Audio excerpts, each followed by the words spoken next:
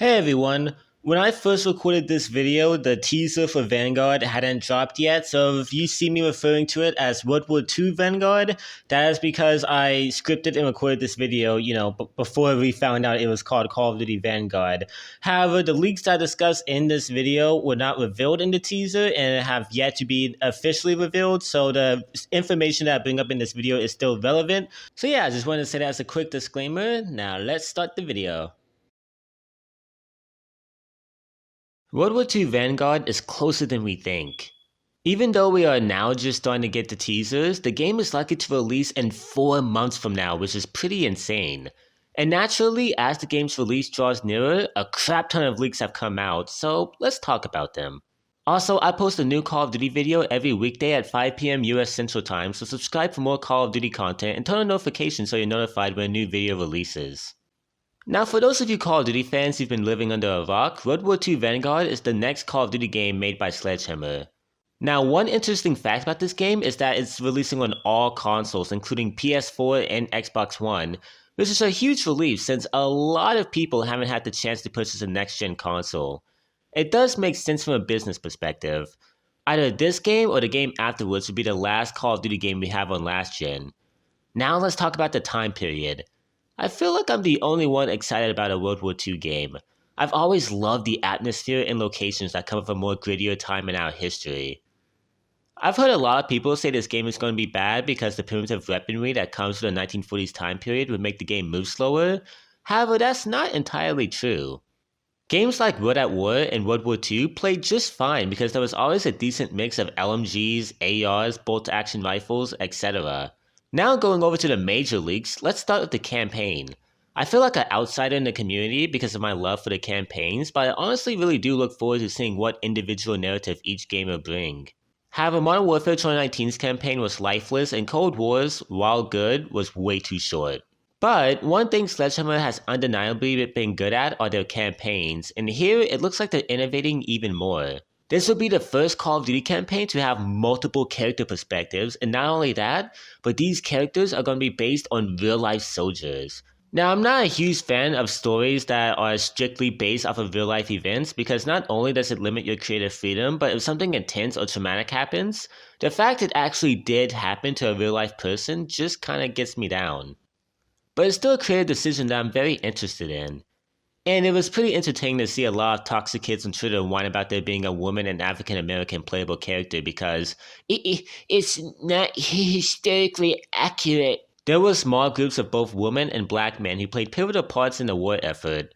If you don't want women or black people in your Call of Duty games, just say that. So yeah, I'm glad to see some attention given to the campaign. Now moving over to multiplayer, this is where a lot of disappointing news start to surface. The game is confirmed to run on Modern Warfare's engine.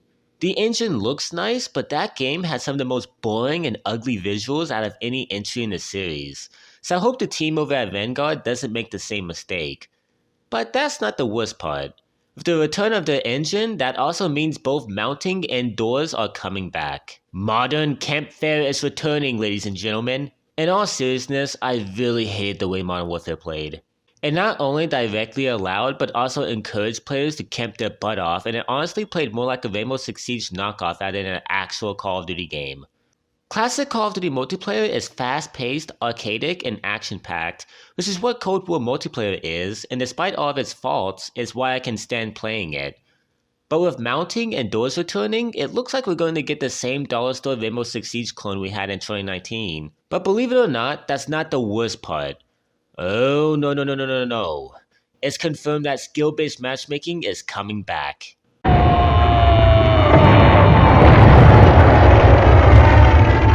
Yep. Now listen, I don't hate skill-based matchmaking done right. But when it's cranked up to 11 like it has been in the recent titles, it makes the multiplayer component to the game unbearable. Do you know that Cold War would have been one of my favorite Call of Duty games of all time if SBMM wasn't the way it was? How skill-based matchmaking works is it's supposed to put you in matchmaking with people around your skill level. This is already a concept I'm not a fan of. I don't speak for everyone, but personally, I want to go against people who are both better and way worse at the game than me. Matches of variety and skill level are pretty fun to experience, and it rewards players who took the time to get good at the game and familiarize themselves with its mechanics with the satisfaction of destroying lobbies. But now in skill-based matchmaking, anyone who's moderately good at the game has to constantly sweat their balls off since they're put against other sweats. The concept of playing the game casually disappears altogether. And the casuals who are put into easier lobbies are manipulated into thinking they're better at the game than they actually are. But that's not even the main issue. I could live with SBMM if it functioned like that. However, in Call of Duty, it is just broken. If you do good in a lobby, congratulations. Now you're going against level 1000 PC players with 4K monitors, ultra sound, and 30 days put into the game. But if you do bad, now you're playing against little Timmy whose parents finally let him get the new Call of Duty game now that he's 12. What's the point of skill-based matchmaking if the system doesn't even work the way it should? So yeah, I'm really worried about multiplayer, but we're getting 16 6v6 maps on launch apparently, so that gives me hope that while certain aspects will be garbage, Sledgehammer will still make the multiplayer worthwhile. And finally, we have zombies. Now, we've known for a while now that zombies this year is going to be based off of Treyarch's, and it might even be completely overseen by Treyarch themselves, and that's disappointing news to me. Listen, I know Sledgehammer doesn't have a good track record with zombies, but I would be lying if I said I wasn't looking forward to see what Sledgehammer would have done this year. I always enjoy seeing different depictions and stories surrounding this mode, and it's disappointing we're going to be getting yet another zombie season devoted to Treyarch. But hey, at least we don't have to wait 3 years to see a continuation of Cold War Zombies, and we're constantly going to see it being updated and followed up by new maps going forward. So yeah, that was everything we know about Vanguard. More disappointing than exciting news, and I am worried about this title. However, I'm still purchasing it regardless, and I'm going to cover it right here on this channel. For more Call of Duty content, be sure to subscribe for more. As always, I'll see you guys next time. Peace out, everyone.